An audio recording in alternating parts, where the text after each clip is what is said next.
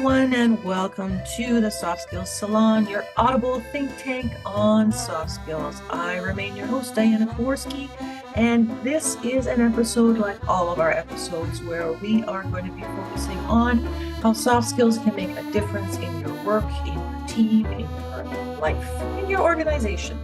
And today I am delighted to welcome Shoko Masuda. Shoko is a seasoned leadership coach with over 20 years in Fortune 100 companies, specializing in empowering humble, ambitious women. She blends her global experience with traditional Japanese tea ceremony principles to offer unique insights into leadership. Based in the 3 continents, Shoko helps aspiring executives achieve measurable successes from promotions to effective communication. Welcome, Shoko. Thank you, Diana. Glad to be here. It's a pleasure. And thank you also for pre-selecting some questions. So let's jump right into the first, which I have to say is one of our favorites, both in terms of the feedback we receive from our listeners, as well as, well, little old me. So this question that you've chosen is, how do you define confidence? What comes to mind, Shoko? So I always remember this quote by Eleanor Roosevelt, which probably you know as well because it's so famous, but it's very enlightening. She said, "You gain strength, courage, and confidence by every experience in which you really stop to look fear in the face." So to me, confidence is really something that you earn, a skill to be honest, and in Japanese, confidence translates in Chinese character. We use a Chinese character, saying literally believing in oneself. And I found that that's very profoundly true. So once you start believing in yourself, but how the people would often ask, how can I believe myself? Right. And I think this is where I remember my journey. As you know, I'm a Japanese. I was born and raised in Japan, and English, the language we are now communicating in, is not my first language. So I always felt that, oh, gee, how can I work in English environment? Because I'm not a native speaker. So that was really the first, scary moment when I started working overseas at the American Express. But this is something that, as Eleanor Roosevelt said, that once you just look at the fear in ourselves, and then you step into that, and you have to try to see what happened. And I tell you the very interesting story that a friend of mine told me about his 8-year-old daughter. So, they lived in New York City, and a subway station, there are some homeless people. And everybody sort of, walk around that person because he looks, dirty and smelly. And it's a little bit scary. But that 8-year-old girl said to my friend, her father, that, "Daddy, I need to speak to him." And he said, "Why?" And then she said, "Well, I want to do something. I feel it's scary. And then I want to know I can do something scary. And this is one of them." I think it's I think this is a similar thing for us as a leader or any professionals, to facing that scary moment and then knowing that scary thing and step into it. And that's so related to self-confidence. How does it sound to you? This certainly is in alignment with some of the concepts that I end up teaching around. So from my point of view and the prevailing thinking that I tend to pursue, is that confidence is the result of asserting oneself. And that tends to put on its head a great deal of conventional thinking because we have references to power poses or to mustering up one's wherewithal and perhaps even just pushing forward and feeling it and then pursuing it. And the reality is to, in alignment with, I believe, both your quote and your story, is that the result of making a choice, of making an effort, of assertion to be intentionally engaging in an activity or a behavior. And it can be overwhelming. I'm sure to that 8-year-old, there was certain calculated and some unknown risks at the same time. It doesn't mean you have to jump out of a plane, although I recommend doing so safely and legally. It does mean that if you have potentially some of the self-awareness, recognize that you are indeed earning your confidence via your actions of assertion, that it's much more accessible, I believe, to many more of us. But that key there is in finding the labeling language and creating that narrative so that you can connect the doing of that activity or that task to confidence. Because some of us, I honestly think, Shoko, I honestly do, that some of us think relief is not confidence, that we think it's only, oh, I'm on the other side, I'm done. That exhalation is the lubricant, right, is often the segue to feeling more confidence. Absolutely. I think what you said, there's a couple of key words in your, talk right now. It's self-awareness and intention. I think leadership is always built upon the intention. You have to be very intentional whatever you do and aware of what you're doing. And those are two things incredibly important. And I think this, my friend's 80-year-old daughter's case, it's the same thing. She's very intentional. She knows what she needs to do. And she's very self-aware that she feels very scary to talk to the homeless person. And I think this, confidence, this is something that you earn by doing something. But what you need is awareness, intention, and courage. Courage. That's something I would say is such a fuel to stepping into that, I think you said, unknown territory. Right. Yes, absolutely. That seems to be in alignment. So the awareness to be able to clearly understand one's intention, hopefully to be exact in how we might articulate our intention, both to self in the first place and then to others. And there might be a space between those two versions. So there's a lot there.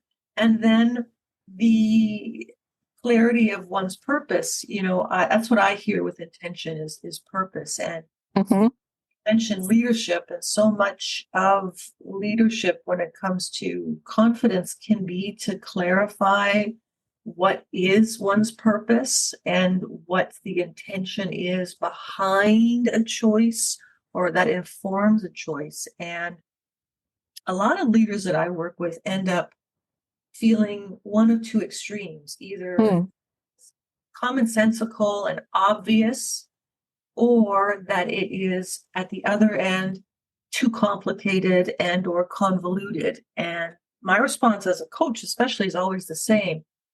You cannot over communicate when it comes to your purpose more, even when, or especially when you feel like you're stating the obvious, that clarity of purpose can often remind or fortify an alignment with others. What do you think about that? Oh, that's 100%. So this is one of the things that I learned. One of the coaching training program, and the late great David Peterson said to us, he is, one of the best coach and coach trainer, and I respect him wholeheartedly. So what he said is that now the world is VUCA, volatile, uncertain, complex, and ambiguous. And in that world, what needed is not certainty, because we can't get certainty. But what we need is clarity. So, as you said, the leader constantly keep telling that purpose, that becomes the clarity for everybody. And it requires, as you said, never be over communicating the purpose, right? So that would give them the clarity where we are looking forward, what we need to go forward. There's a lot there, and sometimes there's different approaches to that VUCA world. Mm-hmm. However, to your point, there's a lot in the original, and I was recently, I was trying to remember as you spoke what the alternative was. I think it was Bani was the newest one I've heard. BANI. Have you heard about Bani? No. I think this is a COVID era response to VUCA, and it's about the I suppose sort of the state of the world that VUCA was trying to address, that perhaps it has had some evolution because of COVID. And it's BANI, brittle, anxious, non-linear, and incomprehensible. Well said. Well said.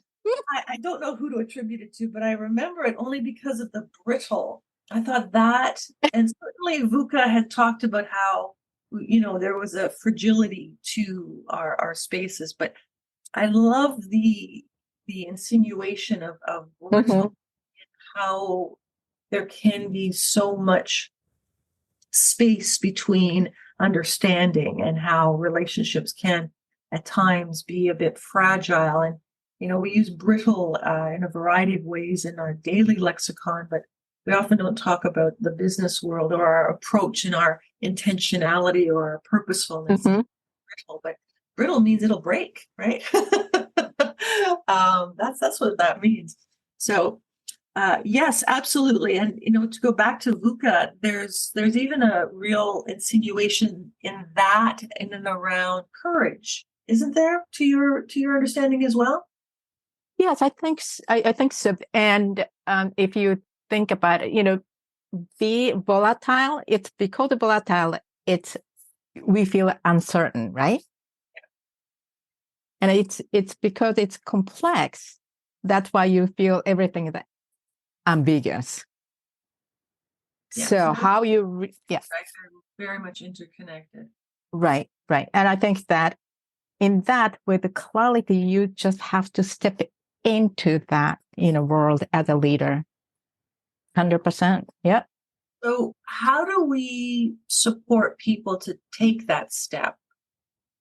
Because we know what it's moving towards, and we even have some well-entrenched theories and some great thought leaders. You're stepping into a VUCA, you're stepping into Bani, you're stepping in, this is what's going on, which may or may not be accurate at all points because it is volatile. That's part of all of this. So how do we support people to do that step, to take that step, to consider it, and to actually do it? That's a billion-dollar question, but let me try to answer as much as I can, because confidence of the college is kind of a muscle, right? It's a muscle that you have to train very mindfully. So I always ask my clients that what would be the smallest things that you can do to tackle this problem? always find something, the smallest things, or even you may call it easiest things, but you can take some kind of action. You don't have to tackle the biggest world problem, right? I always ask my client, what the small things? And then once you do that, you just strengthen a bit of your muscle, right? Bicep, right? A little bit. And once you start building the muscle, then you can do a little bit bigger muscle exercise a little bit more easily. So that's how I usually ask my client to think about, and not only think about it, but take action upon smaller things. So by design, then it's an iterative or a cumulative impact, which suggests that it, of course, happens developmentally over time. It's not a Correct. switch, right? It is an alignment. One of the lines that I often use with groups, not so much in coaching, but I often use it in groups, is that if we're looking at a set of skills, we're looking to have an evolution, not a revolution, but an evolution. And many of us can look for the revolution because the short-term wins, ideally motivational, but that's just not how development happens. It's evolutionary and not always even linear and clean and fantastic. It can have some bits and starts along the way. And I like that idea very much of confidence is a muscle. It is one that I tend to not use as metaphor in my own work. I tend to ask people to think about confidence as a feeling. And what I'll do is ask them about any of their other feelings. And, there's a lot of feelings within our repertoires. And I even suggest that many of us aren't even able to articulate what we're feeling clearly at times. I know I certainly struggle with that. I'm feeling something. I got stuff going on, but I can't say that I'm fully literate in articulating it as well as I would like to all of the time. And if I ask people to think about confidence as a feeling, well, there's lots of ways that we can be on either side of feelings, whether that feeling is based in the body, such as hunger, or that feeling is based in the mind, such as curiosity. I'd say to you that those are both feelings, and we can be on either side, or we can either fuel the feeling itself without it being quenched necessarily, or we can attempt to satisfy it in some way, shape, or form. And that's in that sense, I find that I'm not necessarily giving as direct a line to action as you have with the connection to muscle and building muscle mass and all of the importance of that. But I think I spend a bit more time loitering around trying to make confidence a little less fuzzy, or at least to align it with some other feelings. I think that's really important. I 100% agree on that, because then the question comes that, how do I know if I'm confident? Right. So the identify that, emotion of the confidence, when you get the confidence, what it is incredibly important process to understand what you're looking for. Makes sense. I'm enjoying this, and I think this is going to lend itself nicely to the next question that you selected.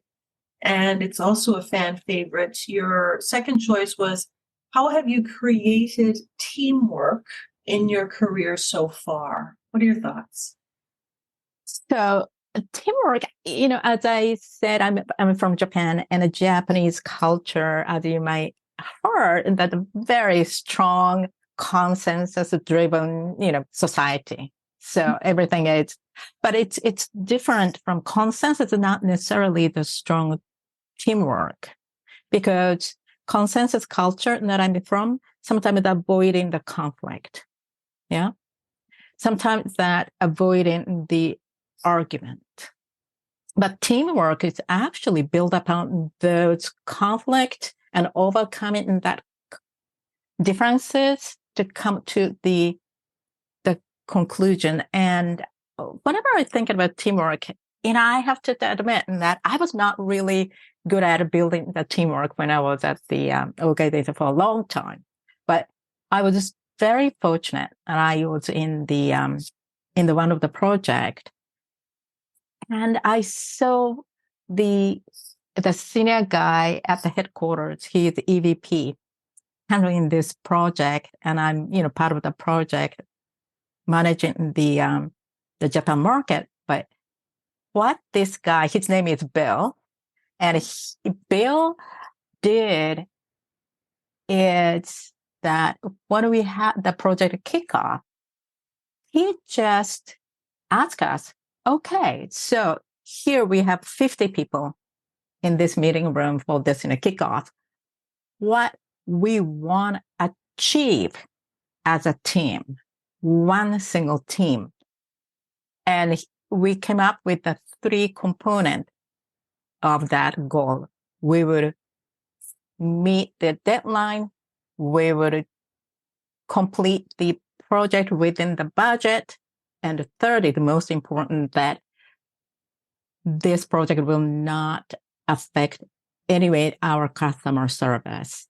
So everything we do around this project, we always go back to these 3 principles. And you know what? It was amazing that everybody really shared that goal, the 3 goals that we need to meet. And people try to be very creative, collaborative, and innovative, incredibly. So the point is that my experience with this teamwork is really that when people agreed upon the very clear objectives and the goals, or you may call it a vision, and at the moment, people really bring all the energy towards that direction all together. And that was very powerful moment. And I think that, to me, is incredibly important difference from my background of the Japanese consensus-driven culture. Interesting. And the mental knee-jerk response that I have in contrasting consensus versus teamwork, and I admit I don't believe I've spent much time thinking about the difference between the two before hearing your opinion, but that to my experience, consensus takes more time than team. That consensus, and I don't know if that's my limited anecdotal experience or not, but that was my mental spring was like, oh, consensus would take more time than team. Is that true? Am I off base? What do you think? That's interesting perspective. Tell me more. I'm curious. I don't know if I have much more, Shoko. I'm going to try. I think that often when I'm either historically been on a team or when I've been asked to facilitate around any conversations that are building vision, for example, just to put it into our context, building consensus is often that. It's often building consensus, and team building is the contrast. But with the building being before versus after, the processes that I've been around, in order for us to have a consensus where we can agree to disagree and have a clarity that there is a variety, perhaps a disparity of opinions, yet there is the willingness to move forward with a singular, decided, or perhaps imposed upon vision or mission or objective, that necessitates time and space, social time and space, versus even with your example of a leader coming in and building the team almost in a fail swoop in one activity. Again, I haven't done a lot of thinking about this, so forgive me. I know it's fuzzy, but that's where I was coming from. That's interesting. I think of what I would define. Let me clarify this, and I'm curious that what do you think? So building a team is more like,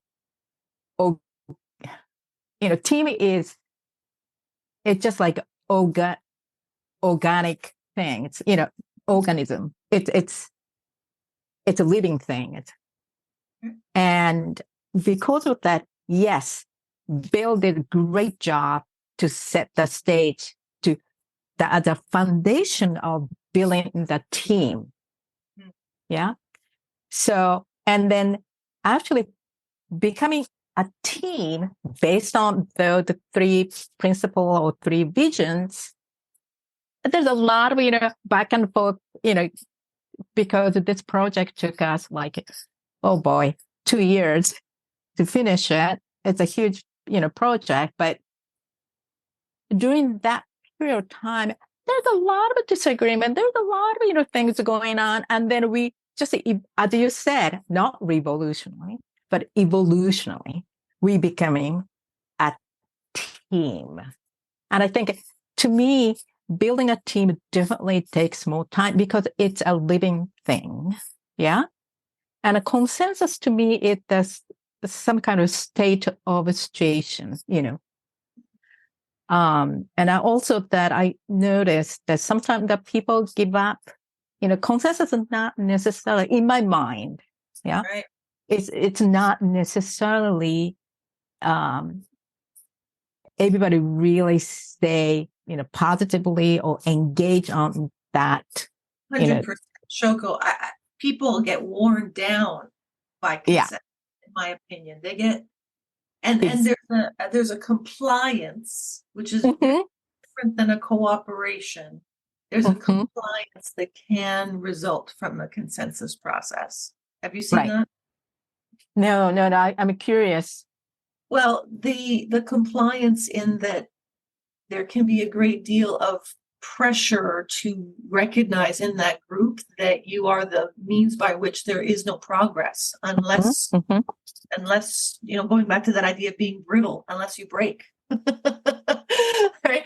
There's no consensus unless potentially someone breaks. That can be a very tough scenario moving forward in terms of the relationships, unlike team where people are not necessarily focused on their own opinion. But you're right, it's depersonalized and you're focused instead on 1, 2, and 3. And if everyone's focused on 1, 2, and 3, the insinuation is that they're going to spend less time focused on each other. Whereas in consensus, there's a great deal more space and expectation to occupy that with your own opinions, to build towards some sort of compliance of perhaps, hopefully, agreeing to disagree and move Mm, forward. mm, mm, mm. I You know, think, go ahead. please. Oh, so I'm also doing the team coaching, and team is a, you know, teamwork or teamwork is a very interesting thing. I think, you know, the Peter Hawkins said that team is shaped by the organizational system that the team is part of. And also the team is shaped by stakeholder system that they are part of. But also the team is changing that organization and the stakeholders. I think that's a very interesting perspective if you think about, you know, team and teamwork. And I think that's the dynamic thing it's about when you're thinking about the team. And I I think think that's this is where, go ahead. no, there's a lot to be said for trying to bring team into a almost a graphic representation of the levels of interaction. So we have, you know, Mm, the classic T shapes or the I shapes that may have been involved in some of your thinking. There's so much to be said if you continue with the idea of it being an organism, of whether the emphasis then is on the stimuli from external or from within. Um, Interestingly, you know, my master's thesis was on what I called the bonsai effect on teams. And oh, I did that because I, as a person who appreciates bonsai, who cannot engage in the activity because I am not a very patient person in my personal life whatsoever. However, a great appreciation for bonsai as an art and a science and everything else. The the plant or the tree Mm-hmm. has no idea what to do. It is being indeed told, and on a very consistent, deliberate, and lovely basis that the tree is being permitted to grow in this way. That doesn't mean the tree isn't also growing in the other way. Right? It means the tree's growing and it's unpredictable, but that it's being afforded the space to and is greatly encouraged to go in a certain way. So we often don't have either the self-awareness, which is how we started talking previously about confidence, or, and I use the term other awareness, although I really don't think it's very sexy, but the other awareness to know what the external factors may be. And that's what VUCA brings our attention to. It says, hey, this is bigger than me, and this is bigger than you, and this team is bigger than me and bigger than you. And so is the team bigger than the sum of its parts, or is it defined by its parts? Yeah, there's lots in there. There's lots in there. Yeah, I think that's why this, I find that this, question is very intriguing. And I think this is incredibly, big theme that every leader really has to think about, because often when we do coaching, we coach most of the time it's the leaders, the head of the things, but, Yeah. but actually really have to think about that environment as a whole. So let me throw this at you as we are going to be winding up our time soon. Yeah. How does one do that as a leader and looking at what it is in their social environment in this hybrid or geographically dispersed work world? What are your thoughts on that? I mean, I know we could spend much, much more time, but how do we do that? That's one of the most talked and most asked topic, isn't it? Because I think that's what that the multiple organization now realize how important that actual personal interaction is. And that's why that a lot of companies asking, or rather telling people back to the office. It's true. It is certainly on point within finance. I know that's a space that you and I both spend some time. I cannot say to you that the research that I've been privy to necessarily supports that in 2023 being or co-located, being in the office has the same opportunities that we had in that social environment in 1973 or 1983 or 2003 or 2013. I don't know if some of that thinking is trying also to turn back the clock. That's some of what I'm not sure. Yeah, I think it's very true. And also thinking about the new hires, who've been joining during the COVID, or even particularly that those graduate who've been in that COVID time at the majority of their college life. That's a significant challenge for the organization to think through as a leader, how to create the two things. This is such well said point, but how to create the psychological safety so that everybody feels that they are in the same group. Two, how we create the sense of belonging, not, going beyond the inclusivity. So that is a huge challenge. And I think there's no one single, silver bullet, because each organization has a different, culture and different situation. But that become a much more serious topic that leaders needs to think through. And I 100% agree on that. You're pondering, contemplation of that situation. 100%. The line that I am struck by in your comments is moving from, inclusivity to belonging, and being inclusive and intentionally recognizing our diversity. There's an enormous amount of work to be done there, I would say to you. I certainly don't have any quick answers. Yet there is still, once we have some better foothold on this on inclusivity, you're right. That doesn't mean belonging and inference of a firm foundation of some predictability around psychological safety. And in part, that inclusivity to belonging is at a remarkably micro level why it is that we have the Soft Skills Salon podcast to try and contribute to conversations, if only as a result of our conversation. For example, we've come up perhaps with more questions than answers. However, some fantastic questions, in my opinion, Shoko.